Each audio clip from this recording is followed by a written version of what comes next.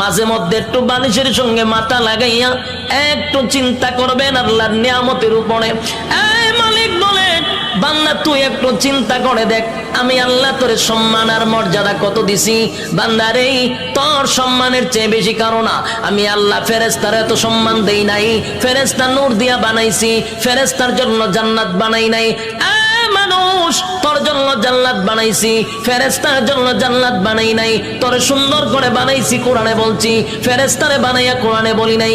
এত সম্মান, এত মর্যাদা আর এত নিয়ামত আমি আল্লাহ তোরে দিলাম। দুইটা চক্ষু দিলাম, এত পাওয়ারফুল চক্ষু যে তাকানোর সাথে সাথে সাত আসমান একেবারে 500 বছরের রাস্তা আমরা দেখতে পারি। সুবহানাল্লাহ।